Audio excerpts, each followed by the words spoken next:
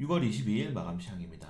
뉴욕 3대 지수는 파월 연준의장의 매파적인 발언과 연준 인사들의 발언이 겹쳐지면서 3대 지수 모두 하락세로 마감을 했습니다. 물론 파월 연준의장 말고 굴스비 그리고 이 보스 총재는 아직 금리를 좀 더 봐야 되지 않나? 이렇게 좀 보수적으로 얘기를 했지만은 보스 총재가 주식 거래 금지 기간 동안에 무려 19차례 주식 매매를 했다라는 이슈가 나오면서 그런 것들이 좀 묻혀버리는 상황이 와버렸습니다. 그리고 좀 중요한 거는 사실 6월 달에 금리를 스킵하게 만든 게 이 필립 제퍼슨 연준 부의장 지명자죠.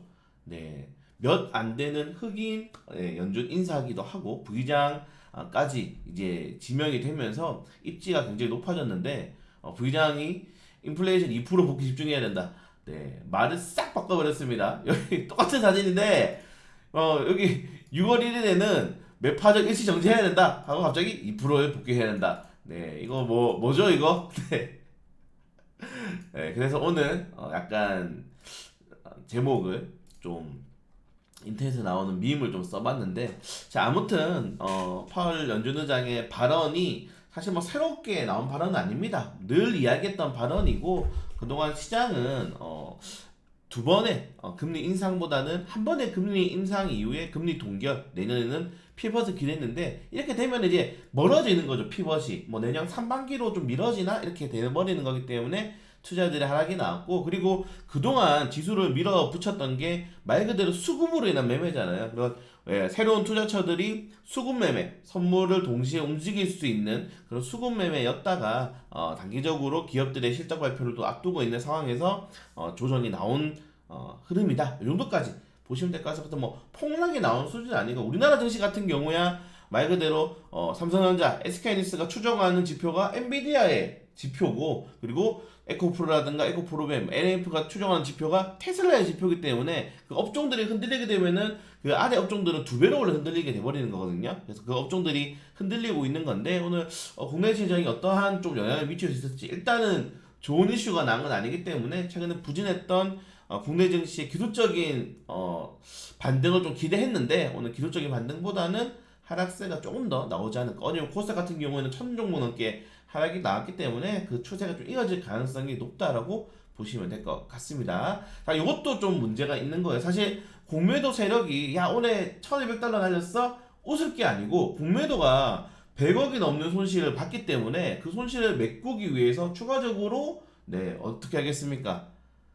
리포터들이 쏟아져 내리고 이렇게 하락장이 나올 때 아니면 좀 조정이 나올 때 증시 리포터가 쏟아져 내리겠죠. 지금 테슬라에서 리포터가 쏟아져 내리고 있죠. 증시가 과열되었다는 엔비디아도 마찬가지고 그런 것들을 통해서 주가를 좀 조정시키기 위한 분명히 흐름이 나올 수 있다, 움직임이 나올 수 있다고 저는 좀 생각이 됩니다. 그래서 그렇게 좋지 않다. 공매도가 이게 손실을 보는 것도 물론 미국 같은 경우는 이 공매도와 이 어떻게 보면은 주요 이제 매수 주체들이 워낙 다양하잖아요. 네, 펀드형도 많고 이런 거 다양한데 우리나라 같은 경우에는 지금 공매도 이슈가 나올 때 특히 코스닥의 공매도 최근에 좀 많이 흐름이 집중되고 있는데 우리나라 같은 경우에는 공매도를 막을 어떠한 규제도 없고 막을 생각도 없기 때문에 또 이게 금감원을 욕하게 되네요. 없기 때문에 네, 이렇게 공매도 이슈가 나올 때는 사실 시장이 좀 부담스러울 수 있다. 네, 이 정도까지 보시면 될 것 같습니다. 자, 그리고 중국 관련된 이슈도 중국이 네, 최근에 금리 인하를 발표하고 오히려 추가적인 하락이 크게 나오고 있죠. 네, 0.1%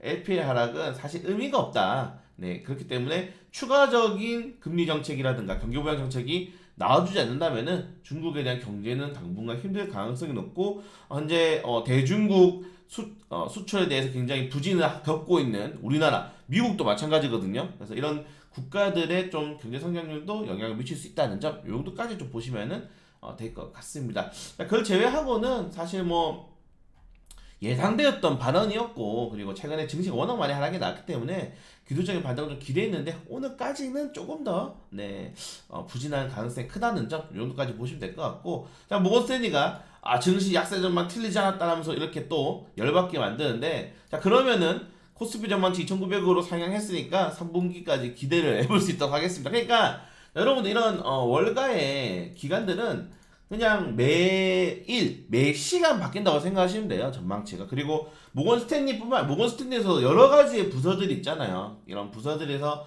나오는 것들을 이제 그냥 메인 타이틀로 올리기 때문에 여러 가지 의견이 있다는 점. 그리고 지금은 정말 그 의견들이 너무 이 상반된 의견들이 많기 때문에 그냥 한 귀로 듣고 한 귀로 틀리는 게 가장 좋지 않나. 그리고 어차피 우리는 5월부터 말씀드렸다시피 대형주들이 그 외국인 투자들로 인해서 증시가 흐름이 나오기 때문에 어제 마감 시간에도 말씀드렸잖아요. 테마주만 지금 보시면 됩니다.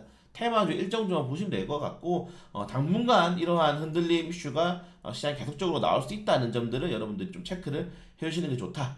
자, 요 정도까지 좀 보시면 될 것 같고, 자, 영국이 지금 5월 CPI가 더 올랐습니다. 유럽에 대한 물가가 계속적으로 상승을 하고 있는데 저는 여기에 우크라이나 전쟁이 분명히 기여를 했다라고 생각하고 있어. 어제 이제 우크라이나 재건회가 진행이 되고 있는 상황인데 또다시 많은 기금들을 필요하다고 하죠. 여기에는 전쟁 재건 기금뿐만 아니라 난민들이 엄청 많이 발생하잖아요. 그 난민들에 대한 지원 기금, 뭐 정착금 이런 것들이 규모가 어마어마합니다.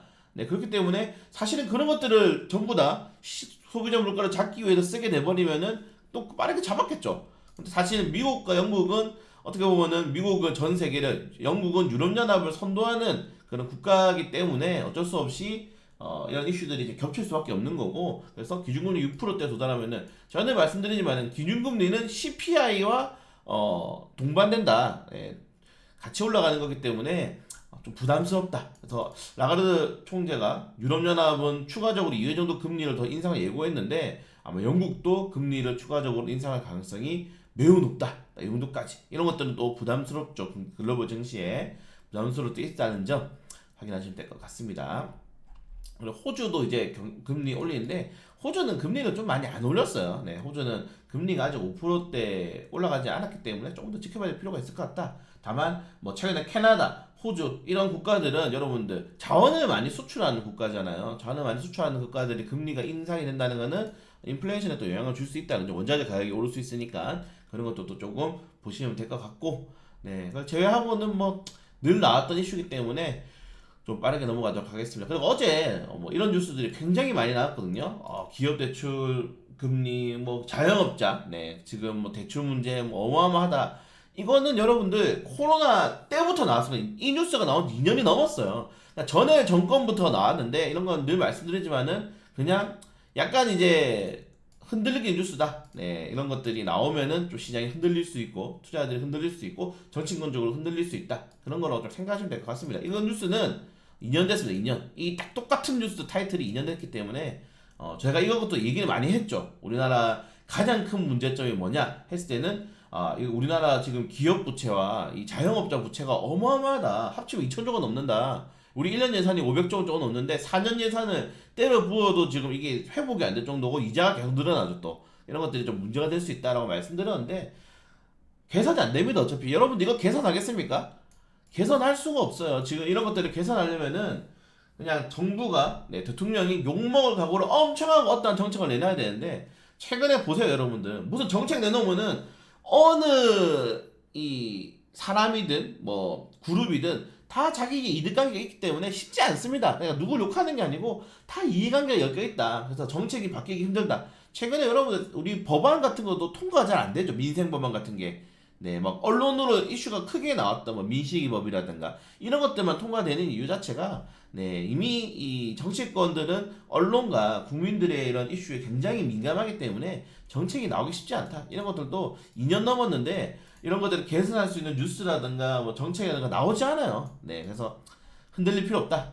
그냥 어차피 증시라든가 이런 것들은 다 거품을 안고 가는 거기 때문에 좀 빠르게 흘렸으면 될 것 같고, 자, 뉴욕 증시 업종들, 자, 빅테크 업종도 위주로 빠졌습니다. 여러분들 상관관계죠. 빅테크가 올라가면은 뭐가 떨어집니까? 네, 기술 이런 소비재 업종들, 에너지 업종들이 떨어지고, 그리고 에너지 업종들, 소비재 업종들, 뭐 이런 업종들이 오르면은 빅테크 업종들, 금리에 민감한 빅테크 업종들이 떨어진다. 네, 빅테크가 금리에 민감한 이유는 한 5천만 정도 설명드렸기 때문에 좀 빠르게 넘어가도록 하겠습니다. 어제 테슬라가 좀 하락이 크게 나왔는데 이거 고평가됐다. 네, 투자들 강등하고 막 이렇게 막 나왔잖아요. 이런 것도 아까 말씀드렸던 것처럼 공매도 연관이 없을 수가 없는 거예요, 여러분들. 없을 수가 없습니다. 그리고 대부분의 지금 월가의 전문가들이 2023년도에 증시는 하락이 나올 거다. 그래서 포트폴리오를 그렇게 짰는데 지금 엄청나게 주가가 올라버리니까 이 면이 안 선단 말이에요. 그래서 면을 세우기 위해서도 앞으로 주구장창 매도 리포트가 낼 가능성이 크다는 점 확인하시면 될 것 같습니다. 자, 우리는 그래서 무슨 테마를 해봐야 되냐? 제가 7월 달까지 주목하는 테마는 바로 곡물 테마입니다. 에? 무슨 곡물이야? 라고 할 수 있는데 최근에 이제 그 소금 관련 테마가 많이 올랐잖아요. 제가 서해안 소금 사지 말고 히마리안 핑크 소금을 사라라고 말씀을 드릴 정도로 네 약간의 세력들이 작당을 한 건데 곡물 가격이 다시 오르고 있습니다. 요 이슈에 대해서는 여름 작년도 나왔어요. 이 이슈가 네 지금 슈퍼 엘니뇨 그리고 북미 그리고 남미에서 엄청난 이런 폭염이 지속되면서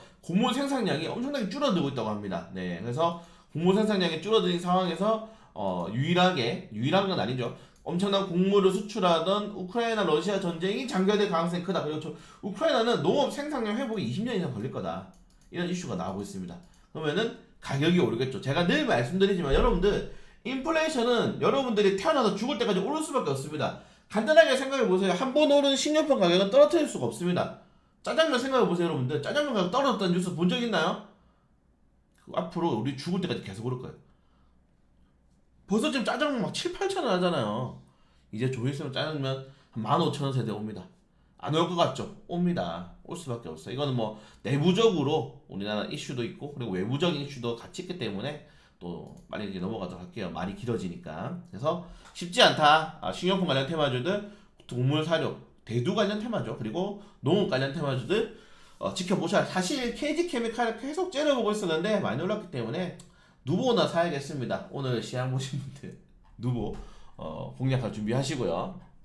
자, 그걸 제외하고는 악재와 호재와 그리고 악재들이 많이 나왔다는 점 빠르게 넘어가시면 될 것 같아요. 그래서 이번 주까지도 좀 쉽지 않은 시장 이어지고 있다. 자, 우리는 뭐 해야 됩니까? 네, 스펙주지만은 뭐 해야 됩니까? 우리는 네, 공모를 해야 된다. 공모합시다. 네, 이럴 때는 공모를 작당하는 게 가장 좋은 방법이지 않나 라고 생각이 되고 네, 뒤통수가 얼얼하네요. 아무튼 테마주 위주로 보시면 되니까 너무 걱정하지 마시고 시장이 앞으로 좀 변동성이 높으니까 수익권의 종목들은 좀 정리하면서 가도록 하겠습니다.